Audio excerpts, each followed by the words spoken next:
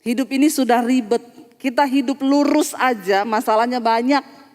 Apalagi kalau hidup kita bengkok.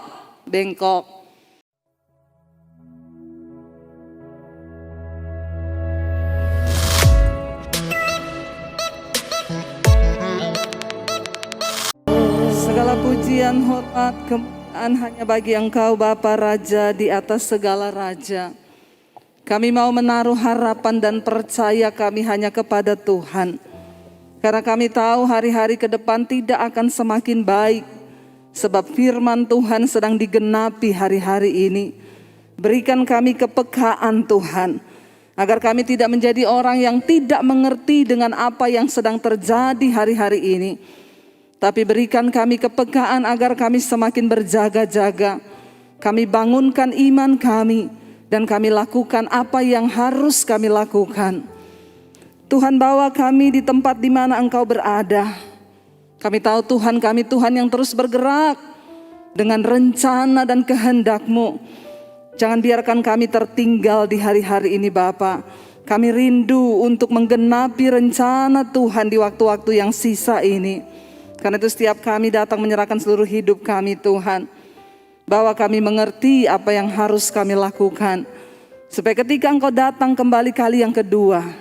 Kami kedapatan berkenan di hadapan Tuhan. Urapi hamba-Mu yang tidak ada apa-apanya. Urapi setiap kami sore hari ini.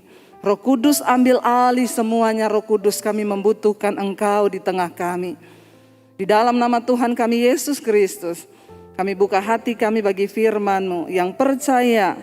Tuhan di tengah kita memberkati kita. Mari katakan bersama. Kabarnya beneran luar biasa. Yang lagi ada masalah angkat tangan. Yang tidak ada masalah angkat tangan. Yang bingung angkat kaki. Iya saudara, iya saya percaya tidak ada orang yang hidup tanpa masalah. Iya semua orang pasti punya masalah. Cuma orang yang di kuburan yang sudah tidak ada masalah. Tapi dia akan bermasalah dengan pengadilan Tuhan. Dan biarlah selama kita hidup, kita ada di dunia yang penuh dengan masalah. Yang terpenting jangan cari-cari masalah. Hidup ini sudah ribet. Kita hidup lurus aja masalahnya banyak. Apalagi kalau hidup kita bengkok. Para suami-suami hiduplah benar menjadi suami yang bertanggung jawab dan menjadi imam yang baik bagi keluargamu. Bawa istri dan anak-anakmu dalam takut akan Tuhan hari-hari ini. Demikian juga para ibu, kita mau menjadi pendoa, penolong di tengah rumah tangga kita. Saya yakin hari-hari ini Tuhan sedang mencari imam di tengah rumah tangga. Agar setiap keluarga itu bisa dibenarkan dan diselamatkan oleh Tuhan. Melihat semua keadaan yang terjadi hari-hari ini, saya mau tanya saudara, berapa banyak yang takut dengan keadaan hari-hari ini? Enggak ada yang takut ya? Saya takut loh. Yang takut angkat tangan. Puji Tuhan ya, begitu saya bilang saya takut langsung semua ikut. Takut juga. Tetapi ketakutan itu harus membuat kita semakin berjaga. Kita nggak tahu apa yang akan terjadi bahkan 5 menit ke depan. Kita nggak tahu apa yang akan terjadi dengan bangsa ini juga. Dengan keadaan politik yang seperti sekarang kita nggak tahu. Kita nggak tahu apa yang akan terjadi dengan dunia ini. Tapi dengan semua keadaan yang terjadi biar membuka mata rohani kita melihat. Ya, banyak orang yang datang mengeluh, Bu, kenapa begini Bu, kenapa dunia semakin sulit, kenapa saya bilang firman sedang digenapi. Sebagai anak Tuhan kita gak usah bertanya, lakukan bagianmu. Lalu apa bagian kita hari-hari ini yang harus kita lakukan? 1 Petrus pasal yang keempat ayat yang ke-7. 1 Petrus pasal 4 ayat yang ke-7 firman Tuhan berkata demikian. Baca sama-sama. Kesudahan segala sesuatu sudah dekat. Karena itu kuasailah dirimu dan jadilah tenang. Supaya kamu dapat berdoa. Kesudahan segala sesuatu sudah dekat. Karena itu kuasailah dirimu dan jadilah tenang supaya kamu dapat berdoa. Ya, bayangkan loh, supaya kamu dapat berdoa. Untuk berdoa pun ada syaratnya. Ya, siapa yang hari-hari ini sudah tidak bisa berdoa? Ada loh orang gak bisa berdoa lagi. Saya sudah penat Bu, kepala saya. Sampai doa saja sudah tidak bisa saya Bu. Ada yang mengalami hal ini hari-hari ini? Saudara, ayat ini berkata ternyata untuk kita bisa datang berdoa kepada Tuhan. Yang pertama dikatakan kita harus menyadari bahwa kesudahan segala sesuatu ini sudah dekat. Amin. Kalau bicara tentang kesudahan segala sesuatu mungkin ada yang bilang gini, mesti mau ngomong kiamat lagi. Kalau dengerin khotbahnya Bu Debbie itu mesti kiamat akhir zaman, kiamat akhir zaman. Udah khotbah kayak begitu aja masih banyak yang gak tobat. Kalau kita bicara tentang kesudahan segala sesuatu, mungkin kiamat masih lama, mungkin. Padahal kan Yesus bilang juga gak ada yang tahu. Dia datang seperti pencuri kan. Tapi kalau bicara tentang kematian, kesudahan hidup kita nih, gak ada yang tahu. Tadi barusan ada temen sama-sama orang Poso, dia datang ke hotel. Ketemu saya sebentar. Bu, sorry saya gak bisa lama-lama, baru dapat kabar anggota persekutuan kami meninggal. Kenapa? Covid, umur berapa? 48. Yang kepala-kepala 4 kayaknya lagi banyak di absen hari-hari ini. Saya juga kepala 4 loh. Jadi jangan ngomong tua loh kalau ngomong mati ya. 48 Bu, iya, dan lagi tunangan baru mau menikah. Tapi ternyata Tuhan bawa dia ke pernikahan yang lain. Ya sudah itu yang terbaik. Kalau bicara tentang kesudahan segala sesuatu, yang namanya mati itu di depan kita loh. Apalagi dengan hari-hari ini kan. Kita masih dengar orang baik-baik tiba-tiba, waduh ini Covid saudara. Gak lama-lama loh. Begitu terinfeksi, katanya apalagi yang sekarang ini kan. Itu muntah-muntah, langsung sakit badan, langsung lewat. Ya, harusnya membuat kita takut.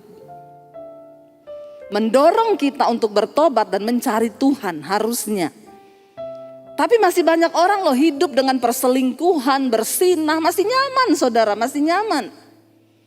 Hidup dengan kedagingan. Saya berdoa di sini tidak ada bapak-bapak yang berselingkuh lagi di luar sana. Amin bapak-bapak. Tidak usah angkat tangan. Ya kalau ada yang angkat tangan kita baptis ulang nih. Kita rendam 15 menit. Biar dia buka mata langsung di rumah Bapa di sorga. Lebih baik tubuhnya binasa tapi jiwanya selamat. Masih ada loh orang-orang yang dengan sombongnya mereka hidup dalam dosa. Menikmati ya kenajisan, percabulan.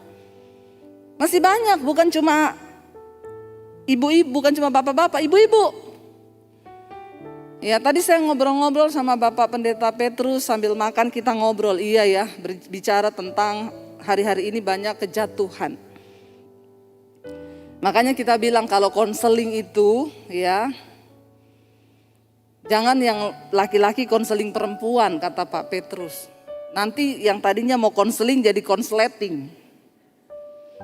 Tapi saya bilang sama Pak Petrus, hati-hati juga loh Pak. Sekarang laki-laki sama laki-laki juga perlu dicurigai.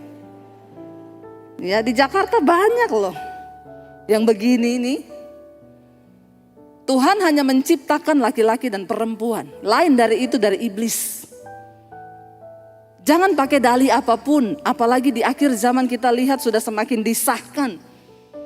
Ini tantangan bagi gereja Tuhan. Akhirnya kita... Bahkan terakhir saya baca ada satu statement ya, kekristenan ini dianggap melanggar undang-undang hak asasi manusia. Kenapa? Karena melarang LGBT, pernikahan sesama jenis, itu kan hak manusia. Pada akhirnya nilai-nilai kebenaran ini akan bergeser dengan nilai-nilai dunia yang mulai digantikan, orang mulai menghalalkan segala cara. Saya mau beritahu kita semua hari ini kita harus kuat di dalam firman Tuhan. Supaya kita tidak terbawa arus. Saya bersyukur lewat pelayanan saya di YouTube beberapa orang Terakhir ini banyak sekali orang datang mengaku, Bu, saya seorang homoseksual. Saya dengar khotbah Ibu, saya takut, Bu, saya mau bertobat. Apakah saya bisa diselamatkan? Saya bilang bisa. Bagi Tuhan tidak ada perkara yang mustahil. Kalau engkau mau, engkau bisa. Apa yang harus saya lakukan? Mulai dari awal kamu ya, kalau bercermin di depan cermin, bilang sama dirimu sendiri. Sebut namamu. Ya, misalnya siapa? Ya, saya tidak mau menyebut, nanti salah lagi. Di sini ada orangnya ya. Misalnya Joni, nggak ada nama Joni kan? Kalau ada saya ganti Bambang. Ada lagi saya ganti Joko. Tapi kayaknya di sini di daerah-daerah Jawa ini kan jarang Joni ya. Di Manado, di daerah timur itu banyak Joni ya. Jadi kita pakai Joni saja. Saya bilang kalau kamu bercermin depan cermin, perkatakan, bilang, Joni, kamu itu laki-laki. Tatap dirimu dan ngomong, kamu diciptakan Tuhan sebagai laki-laki. Kembalikan penciptaan Tuhan yang semula. Kamu tuh laki-laki, Joni. Lalu dia mulai mempraktekkan, saudara. Tiap hari dia berdiri di kaca, dia bilang, Joni, kamu tuh laki-laki. Ih, dia muntah-muntah. Diserang loh sama setan loh. Satu kali dia telepon saya pagi-pagi. Bu, saya boleh telepon Ibu sekarang? Penting, Bu, penting. Saya, iya kalau penting cepat sekarang. Dia telepon, Bu, saya memperkatakan diri saya di cermin, saya muntah, Bu, saya mual-mual, Bu. Saya bilang bukan varian baru kan? Karena sekarang ini ciri-ciri varian baru dengan antara COVID dan bokek itu beda tipis. Ya, orang COVID pusing, bokek juga 7 keliling. Ya, kalau yang COVID itu demam, yang bokek adem panas. Benar nggak saudara? Ya, kalau yang COVID nggak bisa nelen, ya, nggak bisa makan. Kalau yang bokek nggak ada yang mau dimakan. Hampir mirip kan? Ya, kalau yang COVID sesak napas, yang bokek apa orang Jawa bilang? Ngep-ngepan. Ya, nahan napas saudara. Saya bilang teruskan. Tapi saya mau muntah, Bu. Kalau mau muntah lari ke toilet, muntahin gak apa-apa sambil ngomong dalam nama Yesus. Dia lakukan saudara. Saya layani dia lewat telepon. Tuhan kita, Tuhan yang sanggup bekerja, tidak dibatasi oleh ruang dan waktu. Saudara, engkau harus tahu hari-hari ini kita semua terpanggil menjadi pekerja di ladangnya Tuhan. Menjadi pengerja, menjadi penuai di akhir zaman tidak bisa. Itu bukan hanya pekerjaannya Pak Petrus, bapak-bapak pendeta di tempat ini. Itu pekerjaan kita semua yang dipanggil. Kalau saudara mau dapat mahkota. Selama kita ini mengasihani diri dengan semua persoalan kita, maka kita tidak akan pernah melihat mujizat terjadi. Tapi ketika engkau mulai menanggalkan persoalanmu dan lihat jiwa-jiwa di sekelilingmu. Karena kita dipanggil untuk bekerja bagi kepentingan kerajaan Allah. Amin. Kita ini enak saudara. Saya bilang Tuhan, yang kemarin kita kena COVID, Tuhan, kalau Tuhan panggil saya mati itu untung, berarti tugas saya sudah selesai. Mati itu enak loh saudara. Mati itu untung kata firman Tuhan. Saya tidur nyenyak banget.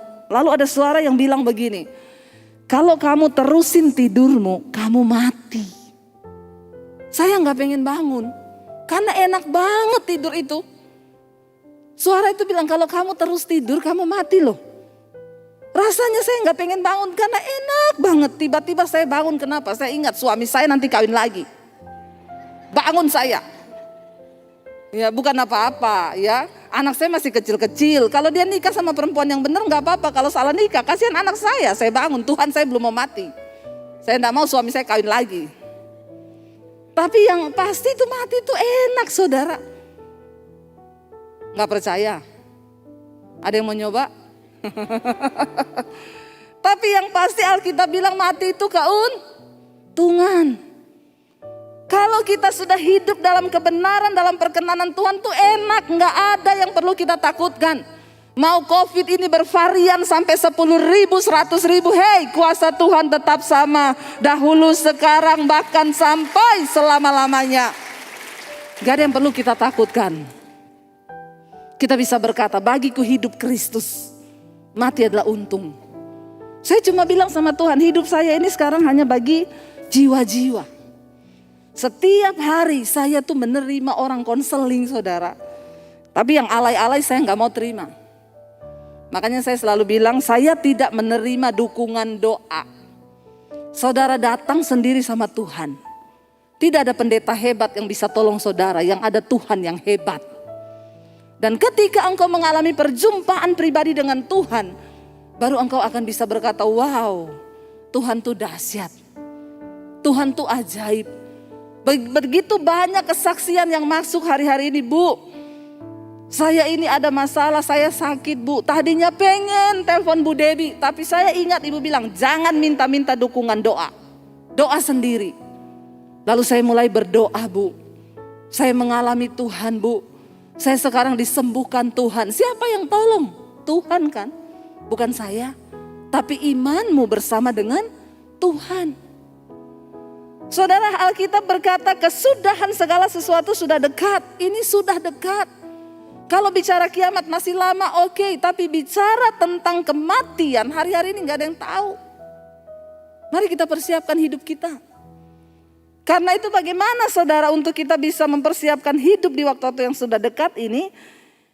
Karena itu dikatakan kuasailah dirimu. Seorang pemenang yang luar biasa itu adalah bukan orang yang berhasil mengalahkan orang lain. Tapi seorang yang dikatakan pemenang yang luar biasa itu orang yang bisa menaklukkan dirinya sendiri. Siapa yang harus kita kuasai? Alkitab berkata kuasai dirimu. Enggak ada satu orang pun yang bisa mengubah engkau selain dirimu sendiri bersama dengan Tuhan. Saya dulu ketika saya belum mengenal Tuhan Yesus, saya hidup dengan semua kemauan saya. Saya lakukan apa yang saya mau karena saya pikir itu adalah sebuah keuntungan, sebuah kebahagiaan bagi saya. Tapi saya semakin terjebak, jatuh makin dalam, terperosok. Pada akhirnya saya mau bunuh diri. Hidup saya hancur. Setan datang tuduh, hidupmu sudah hancur, mati aja, bunuh diri aja. Tapi saat itu Tuhan datang dan Dia mengasihi saya.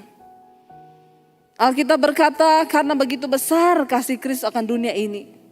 Dia selamatkan kita bukan karena perbuatan baik saudara dan saya. Tuhan datang kepada saya tahun 95. Ya. Waktu itu teman-teman saya bilang gak usah bete, nikmati aja dunia. Hidup ini kan singkat, nikmati dunia. Alkitab berkata yang ada dalam dunia ini hanya 3 hal, keinginan daging, keinginan mata, dan keangkuhan hidup. Dan itu bukan berasal dari Bapa tapi dari setan. Apa yang ada di dunia ini cuma 3, keinginan daging, keinginan mata, keangkuhan hidup, kesombongan. Cuma 3 ini yang ada di dunia kata firman Tuhan. Dan semua yang ada di dunia ini bukan berasal dari Bapa tapi berasal dari iblis. 3 hal ini. Barang siapa hidup mengikuti dunia ini dia akan binasa. Saya dulu mengikuti dunia, keinginan daging. Apa itu keinginan daging? Percabulan, kenajisan, hawa nafsu, nafsu jahat, iri hati, kebencian. Itu semua ada di dalam diri kita. Semua kita punya daging. Tapi Tuhan berkata, Alkitab berkata, matikanlah. Kuasailah dirimu dari segala keinginan dagingmu. Hari ini, kalau masih ada di antara saudara yang masih hidup dalam percabulan, kenajisan, bertobat, tinggalkan. Tinggalkan saudara.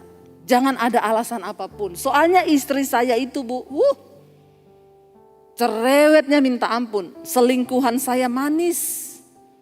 Pendiam, saya bilang itu masih masa promosi. Masih iklan.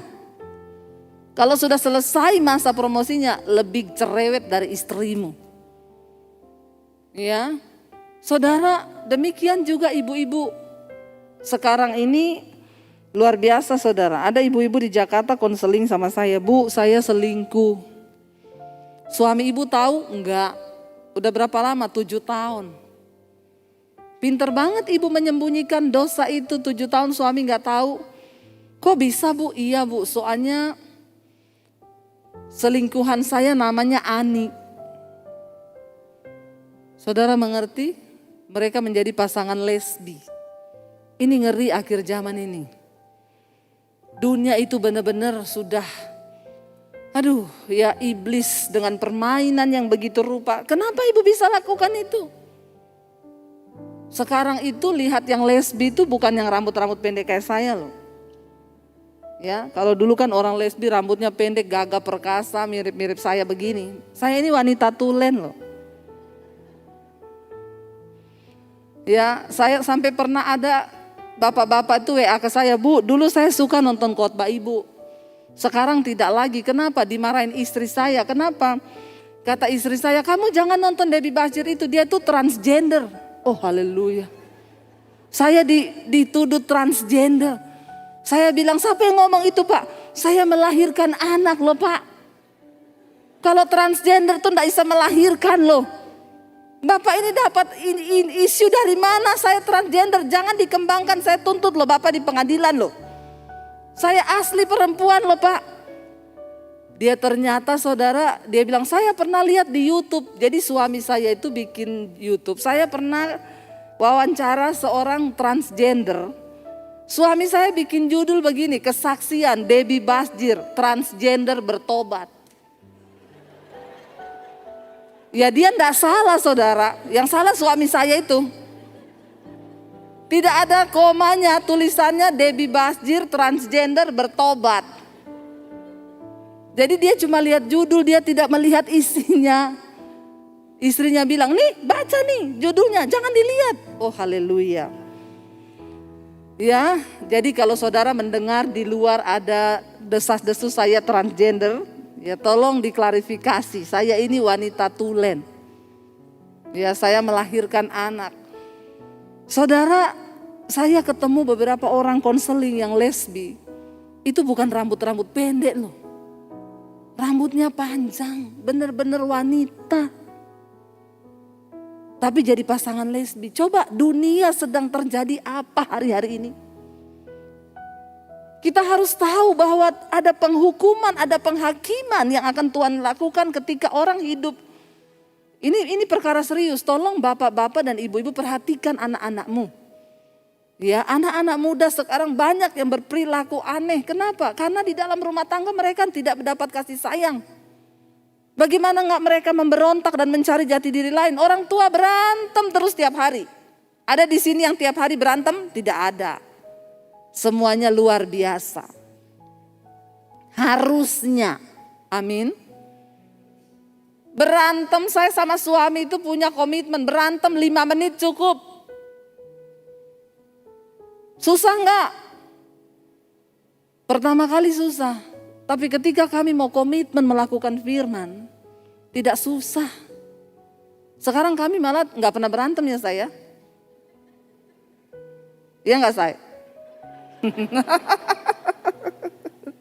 Ya, benar saudara. Ya jangan orang yang menguasai diri. Makanya saya suka bilang juga nih. Kadang orang di gereja itu hebat saudara. Kalau bahasa roh tinggi. Wah hebat di gereja. Di rumah kalau berantem juga bahasanya tinggi. Mending kalau saudara berantem pakai bahasa roh. Bener, itu bahasa roh dipakai waktu mau berantem. Jadi memang kamu tuh dasar. Lah itu kan sekalian kita usir setan. Bener gak? Saya serius ini, saya tidak bercanda loh ini. Karena ada begitu banyak orang hebat di gereja. Waktu nyanyi puji-pujian. Wah. Kekristenanmu itu gak dinilai ketika engkau duduk di bangku gereja ini. Ini semua lagi kudus semua ini. Tidak ada yang merokok. Tidak ada yang mabok. Tidak ada yang berantem. Tapi ketika engkau keluar dari gedung gereja ini. Disitulah baru dilihat kekristenan yang sesungguhnya. Ada orang yang tanya sama saya, Bu. Kalau pelayanan di daerah-daerah itu sering ada yang kerasukan enggak? Oh banyak di daerah. Kerasukan lagi puji-pujian kerasukan. Kalau di kota-kota besar ibu pelayanan di gereja masih ada enggak yang kerasukan? Saya pikir-pikir enggak ada loh. Iya di kota besar hampir enggak ada orang kerasukan. Dulu pernah di Jakarta saya pelayanan di satu gereja. Jemaatnya juga ribuan. Lagi puji-pujian ada bapak-bapak jatuh menggelepar. Saya udah mau lari mendoakan pelepasan saudara. Saya lari gitu, saya mau doakan dalam nama Yesus. Istrinya bilang, Bu gak usah Bu, kenapa? Epilepsi. Saya kira kerasukan saudara. Ternyata epilepsi. Ya.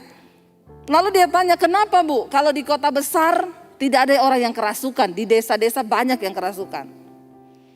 Saya berpikir itu iya ya, Roh Kudus kira-kira jawabannya apa Roh Kudus?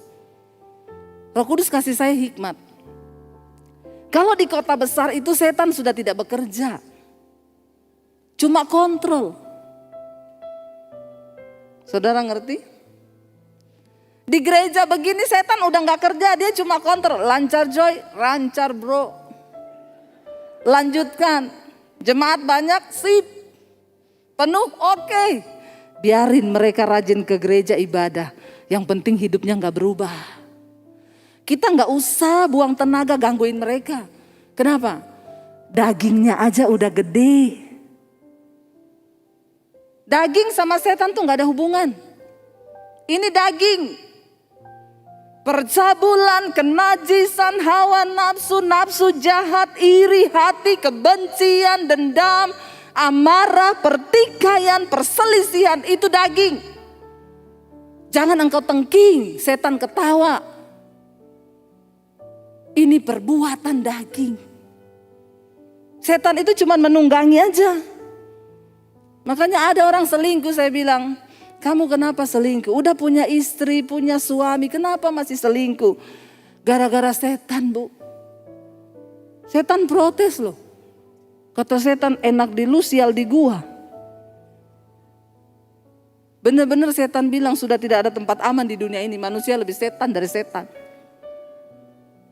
Jangan salahin setan, kuasai dagingmu.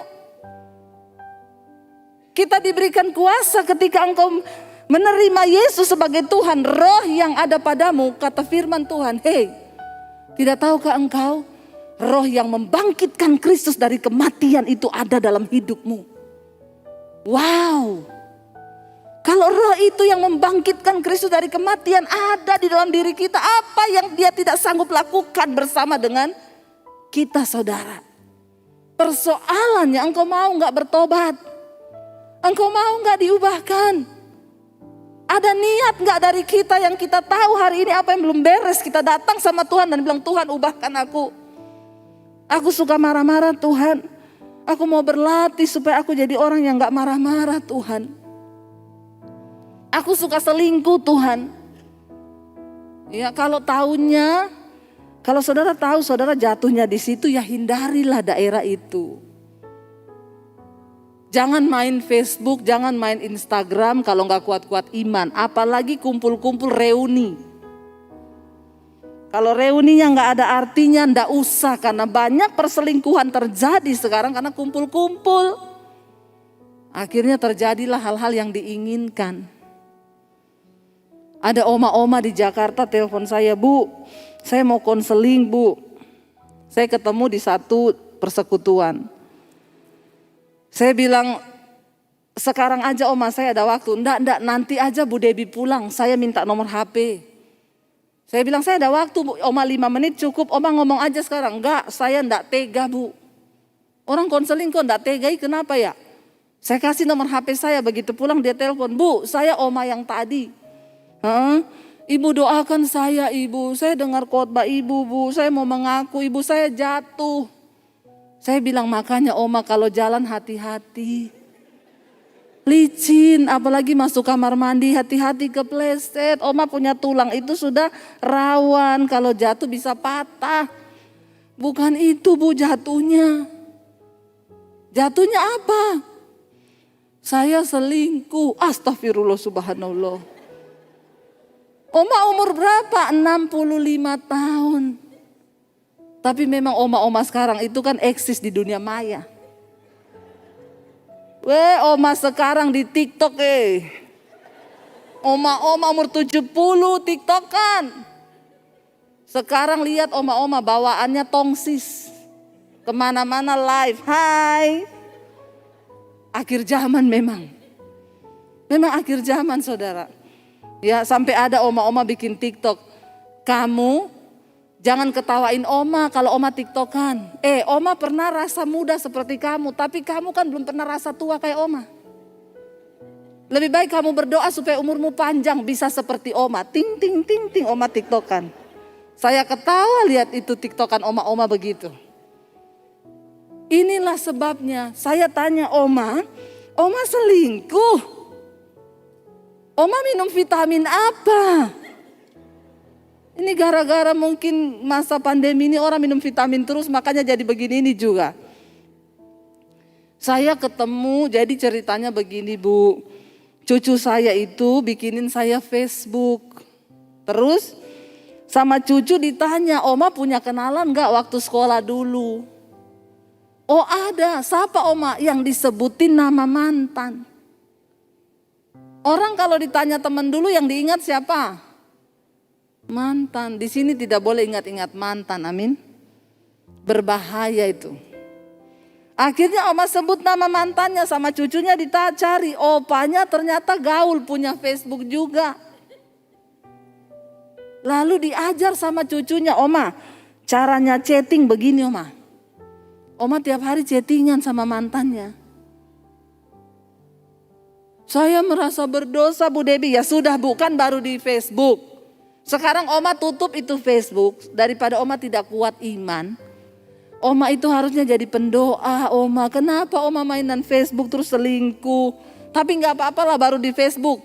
Itu Opa tinggal di mana? Di Kalimantan. Oma di Jakarta. Ya sudah baru di Facebook Bu.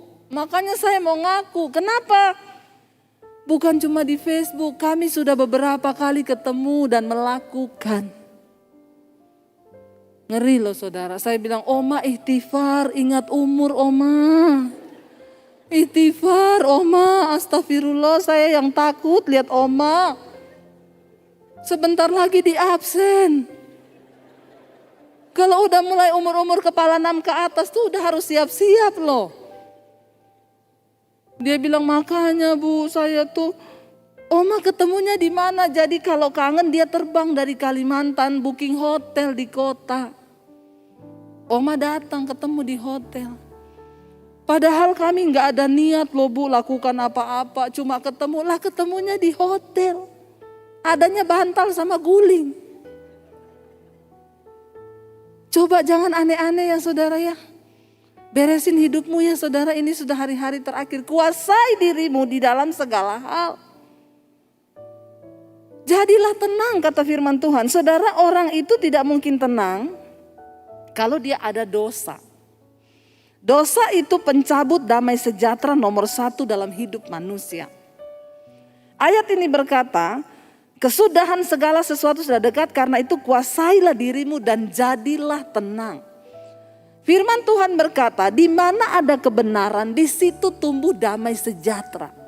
Dan di dalam damai sejahtera itu ada ketenangan di dalam hati.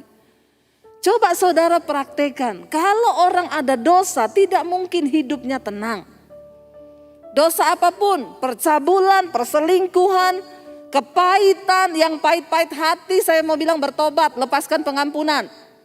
Bukan zamannya lagi kita pahit, kita harus beres dengan diri kita sendiri. Supaya kita bisa menjadi penuai di akhir zaman. Bagaimana Tuhan bisa pakai engkau kalau engkau belum beres dengan dirimu? Bereskan diri kita. Yang ada kepahitan dengan orang tua, dengan ipar, dengan kakak, dengan adik, beresin. Cukup. Jangan jadi orang Kristen-Kristenan. Tuhan panggil kita untuk hidup kita ini diubahkan. Amin. Tinggalkan yang pahit-pahit. Orang itu kalau hidup pahit saudara. Ya. Semua jadi pahit. Tidak akan dia bisa melihat sesuatu yang manis. Karena memang dari akarnya sudah pahit. Bikin muka jadi tua. Biar saudara mau perawatan pakai skincare mahal. Kalau hatimu penuh kepahitan dan iri, dengki, kebencian, tidak ada guna. Ya, saya sering bersaksikan, saya sering pakai contoh. Satu kali saya doakan orang, suruh datang ke rumahnya. Saya datang ke rumah ibu ini. Waktu saya datang yang ketemu kakaknya. Dia bilang, saya tanya, ini rumahnya ibu ini? Ibu-ibu juga saudara. Dia bilang, iya betul. Ada perlu apa? Saya mau datang diminta berdoa buat ibu itu. Dia bilang, situ siapa? Saya bilang, sini pendeta. Kan dia tanya situ siapa? Saya bilang, sini pendeta. Masuk, duduk. Saya duduk saudara. Saya bilang, ibunya mana ya? Lagi mandi. Terus dia duduk nemenin saya. Jadi situ pendeta? Iya. Berarti situ punya kuasa dong. Maksudnya? Ya berarti kan situ bisa baca saya. Maksudnya gimana ya? Ya baca saya. Dalam hati saya kalau ada tulisannya saya baca. Lah gak ada tulisan suruh baca apa? Tapi memang orang itu kalau pahit hati agak begini saudara. Bener loh, engkau terus-terusin jadi gila loh. Saya bilang maksudnya apa ya Bu? Ya kan situ pendeta bisa baca saya dong. Maksudnya saya nebak hidup ibu. Iya, gampang banget kan. Saya ingat firman Tuhan bilang, seperti air mencerminkan wajah, demikianlah hati orang itu mencerminkan mukanya kan. Ya orang model kayak begini kan gak mungkin hatinya tuh manis. Karena segala sesuatu itu meluap dari hati. Kalau hatinya busuk yang keluar busuk. Kalau hatinya pahit yang keluar pahit. Dia bilang, coba situ baca saya. Saya bilang maaf ya Bu. Karena ibu yang minta ya. Tapi saya agak menjauh saudara. Karena ini orang gila begini nih saudara ya. Sakit jiwa nih. Saya bilang karena ibu minta ya saya bilang ya Bu. Kayaknya ibu banyak kepahitan ya di hati ya. Ibu banyak disakiti dan dikecewakan oleh orang. Sambil saya berjaga-jaga. Dua saja. Kalau dia dijamah Roh Kudus dia nangis. Tapi kalau tidak dia lempar pot bunga di kepala saya. Jadi kita hamba Tuhan itu juga harus berhikmat. Saya sambil menjauh sedikit saya bilang ibu kayaknya banyak kepahitan ya. Banyak gini ya. Tiba-tiba dia nunduk saudara. Tiba-tiba dia mulai menangis. Dalam hati saya yes. Roh Kudus bekerja. Dia bilang iya Bu. Yang sakiti saya bukan orang jauh Bu. Keluarga sendiri. Dalam hati saya memang orang yang menyakiti itu pasti orang yang punya hubungan dekat. Saya belum pernah layani orang kepahitan. Saya bilang ibu kepahitan sama siapa? Sama sopir angkot Bu, enggak ada. Atau sama tukang beca, belum pernah. Kepahitan sama suami, sama kakak, sama adik karena hubungannya dekat. Akhirnya dia nangis, saya rangkul saudara. Saya bilang Bu, Tuhan mengasihi ibu. Wah makin jadi. Makin nangis. Malah dia jadi pasien pertama saya. Ternyata tuayan itu menguning. Dimanapun saudara bisa temukan tuayan loh. Apalagi hari-hari ini. Yesus bilang perhatikan sekelilingmu. Kalau kita sendiri belum beres dengan diri kita. Bagaimana kita bisa jadi berkat buat orang lain. Akhirnya saya peluk dia nangis saudara. Saya berdoa Tuhan jamah Bapak biar kasih-Mu memenuhi kehidupannya. Dia nangis saudara, dia nangis. Setelah nangis dia diem. Saya bilang Bu gimana hatinya? Dia pelong saudara, dia tanya Bu ibu namanya siapa? Udah beda, tadi kan situ siapa? Dia tanya ibu namanya siapa? Saya balas situ. Lah kok roh pahitnya pindah ke saya ya? Saya bilang nama saya Debbie Bu. Oh terima kasih ya Bu ya. Ternyata dia itu sudah enggak pernah nangis. Orang tuh kalau pahit enggak bisa nangis. Saudara-saudara tidak menangis 1 bulan. Hati-hati loh, jiwamu tuh tertekan. Tuhan menciptakan kita dengan air mata itu supaya kita bisa menangis. Tapi banyak orang saking pahitnya, dia udah gak bisa nangis. Coba saudara ingat kapan terakhir kali engkau menangis? Kalau engkau sudah tidak menangis, menangislah. Pulang nanti nangis. Di mana? Di hadirat Tuhan. Nangis di mana? Ikut mesbah doa di Debbie Basjir TV. Tolong like dan subscribe. Ya, benar saudara. Kita diberi Tuhan emosi, kita nangis. Ternyata dia sudah lama tidak nangis, makanya tertekan. Begitu sudah selesai nanya nama saya, oh Ibu Debbie terima kasih ya Ibu. Ibu mau minum apa? Saya jawab, boleh nih kopi.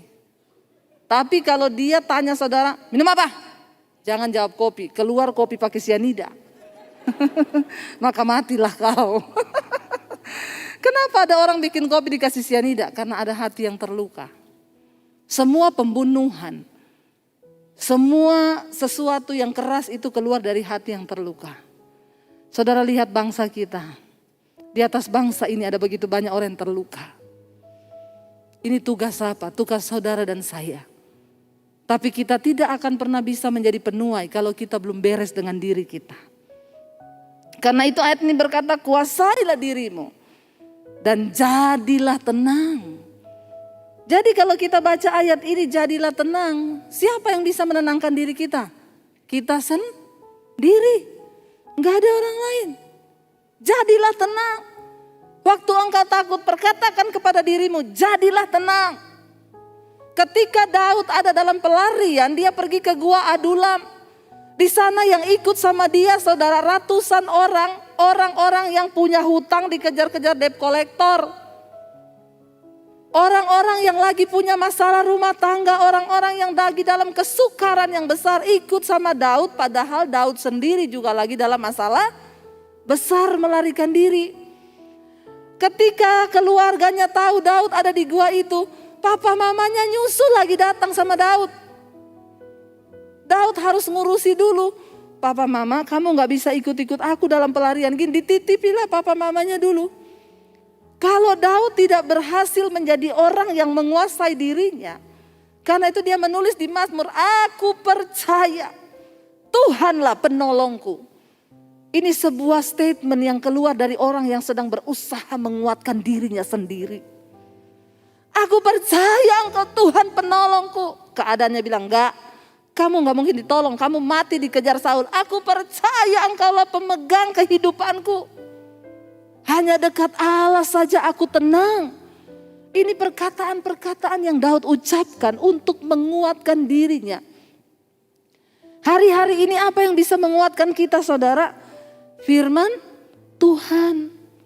Ayo perkatakan firman. Ayo ucapkan firman. Saudara dapat melakukannya dengan berkata, aku percaya ketika iblis datang menyerang engkau bertubi-tubi, masa depanmu gak tahu gimana. Saya hari-hari ini melayani.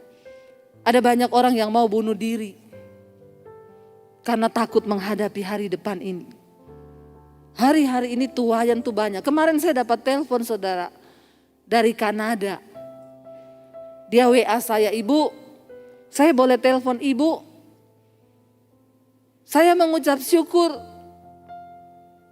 Khotbah ibu berhasil membuat saya tidak jadi bunuh diri. Saya langsung, oke, telepon saya sekarang. Ya, telepon saudara. Kalau yang begini-begini saya semangat layani. Tapi kalau yang bu, saya bulan depan jatuh tempo, itu hubungi bang. Jangan hubungi saya, karena saya juga tidak dapat menolong saudara. Ya, saya bilang, oke, sekarang telepon. Dia telepon, bu, tadinya yang sering dengar khotbah ibu itu istri saya. Saya nggak pernah dengar khotbah ibu. Tadi itu istri saya putar khotbah ibu, saya sambil lalu bu. Beberapa hari ini saya sudah punya pikiran mau bunuh diri, saya mau terjun dari apartemen. Pas saya lewat tadi di ruang keluarga, istri saya lagi putar khotbah ibu. Pas saya lewat, pas ibu ngomong gini, sekarang orang-orang mau bunuh diri tuh goblok, gak usah bunuh diri juga mati kok. Nanti juga mati, entah kena COVID atau kena apa juga pasti mati. Cuma itu saudara, dia lewat, dia dengar itu, tiba-tiba dia disadarkan. Lalu dia tuh berlutut, dia masuk di kamar, dia nangis. Dan akhirnya dia bilang sama istrinya, saya mau dengar lagi. Lalu dia dengar semua khotbah-khotbah saya. Dia bilang, saya dilawat Tuhan bu, saya nonton akibat dosa tersembunyi. Itu saya bu, saya melakukan dosa tersembunyi, saya jatuh dalam kenajisan. Dan hari-hari ini iblis sedang menuduh saya, hidup saya kacau. Saya gak tahu masa depan saya mau bagaimana dan dosa itu mengejar saya. Bayangkan loh, dosa tidak akan pernah membuat Anda tenang.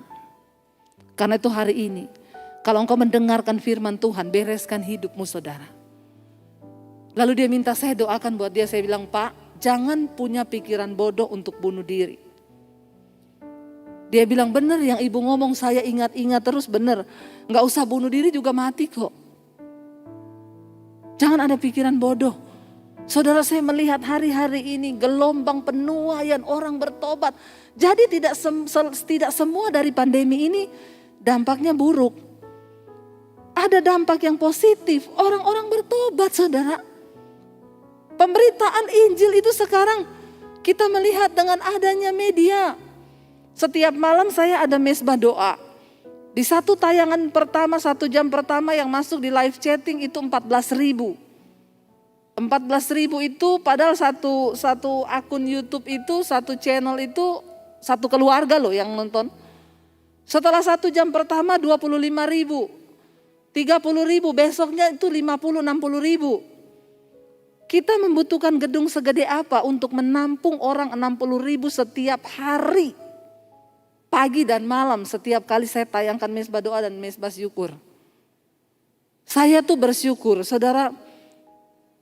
Sebelum masa pandemi ini 2 tahun yang lalu, Tuhan itu mendorong saya beritakan Injil di media. Itu yang saya dapat. Saya bilang, Tuhan, media tuh di mana? Saya mau menyerahkan diri saya, tapi di mana? Saya bilang ke suami saya, Tuhan itu suruh saya bergerak di media tuh di mana ya? Aku ini merasakan Tuhan tuh suruh saya bergerak di media di mana? Suami saya bilang, ya pasti TV lah. Saya cari teman saya yang kerja di salah satu TV swasta di Jakarta. Kalau saya mau syuting khotbah, apa aja syaratnya? Pertama, ibu harus bikin 10 episode. Kedua, harus sesuai standar kami, jadi pakai studio kami. Tapi 1 episode 6 juta, jadi 10 episode 60 juta. Saya tanya, udah pasti tayang? Belum, dilihat dulu. Waduh, jadi kalau nggak tayang ya nggak bisa. Udah buang 60 juta belum pasti tayang. Saya tuh nggak jadi, saya mundur. Saya berdoa, Tuhan tunjukin saya Tuhan. Saya punya kerinduan bahwa saya di tempat di mana Tuhan tuh berada. Saya enggak mau melayani, ternyata saya sudah ketinggalan dengan pergerakannya Tuhan. Kita harus bergerak bersama dengan Tuhan karena Tuhan kita Tuhan yang bergerak. Lalu saudara, tiba-tiba saya pergi ke Bali pelayanan, saya ajak mami saya ketemu sama satu orang di kafe. Kita janjian di situ. Saya lihat orang lagi syuting di situ. Saya tanya sama produsernya duduk di samping meja saya, Pak, ini syuting apa? Buat acara TV Bu. Di mana? Di TV apa? Di YouTube. Loh emang bisa? Ibu nggak tahu. Sekarang semua udah beralih ke YouTube. YouTube ya Bu, lintas budaya, lintas agama, lintas benua, lintas negara. Waduh saya pikir, iya juga ya, YouTube itu masuk di kamar-kamar tidur pribadi. Waduh itu kalau firman Tuhan bisa diberitakan, saya pulang ngomong ke suami saya sudah dapat petunjuk dari Tuhan. Saya harus pergi ke Bali loh untuk menemukan petunjuk ini. Suami saya bilang apa? Kita bikin channel YouTube. Suami saya gini, opo meneh. Saya bilang jangan bilang gitu, ini dari Tuhan loh. Akhirnya ya sudah dia ikuti, kita syuting pakai alat yang seadanya. Kadang pakai HP saya, tayang saudara. Apa yang Tuhan taruh saya share. Waktu tayang tema khotbah akibat dosa tersembunyi. Saya kaget karena saya kasih nomor HP di situ. Nomor HP yang mau konseling.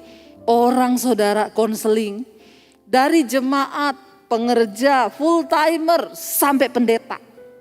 Ternyata banyak sekali yang menyimpan dosa-dosa tersembunyi. Pada pengakuan dosa. Saya cuma terheran-heran, aduh ternyata orang Kristen. Ngeri-ngeri kasus-kasusnya itu, ternyata benar kalau ada sinetron tulisannya diangkat dari kisah nyata. Itu benar banget. Lebih ngeri kisah nyatanya daripada sinetron. Itu terjadi, akhirnya saudara dari situ benar. Ketika awal tahun masuk 2020 terjadi pandemi 2020. Saya tuh melihat di situ Tuhan bekerja. Iya, udah habis waktu saudara. Tuhan bekerja ya. Saya melihat di situ jiwa-jiwa orang datang saudara. Bahkan bukan cuma dari Kristen. Beberapa dari agama yang lain. Ibu, saya pengen mengenal Tuhan Yesus.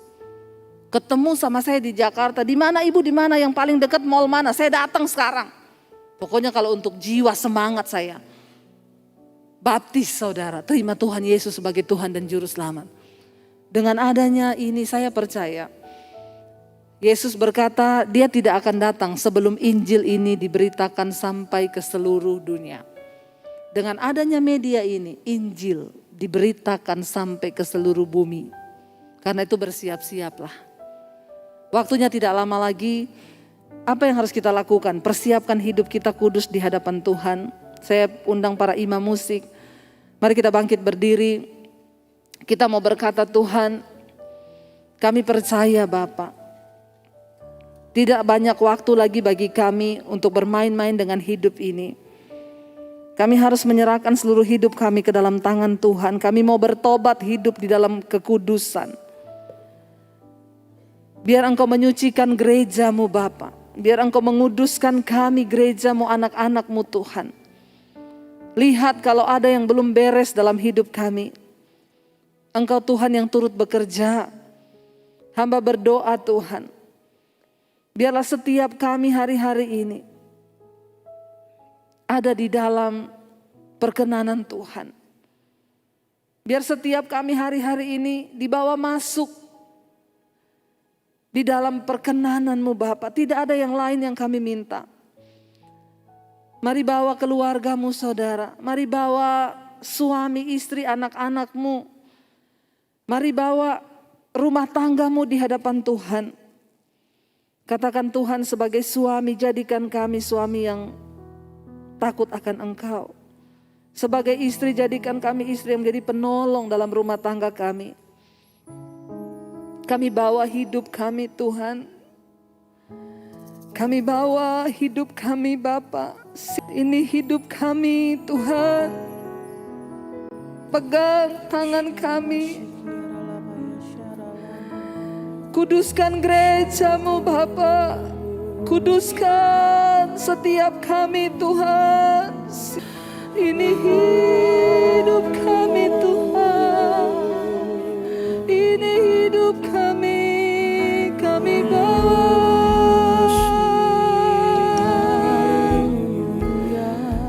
Kami persembahkan. Mari bawa hidup-Mu pada Tuhan. Mari akui setiap kelemahan-Mu. Katakan aku mau berubah Tuhan. Kami mau berubah Tuhan. Kami mau diubahkan Tuhan. Ubahkan kami sesuai dengan firman-Mu.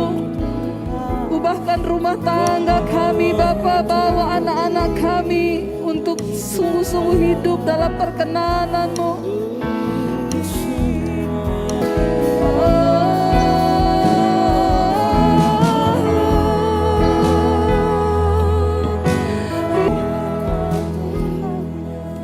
Kami percaya saat kami datang Tuhan dengan kerendahan hati mengaku semua dosa dan pelanggaran kami. Engkau Tuhan yang mengampuni dan menyucikan kami.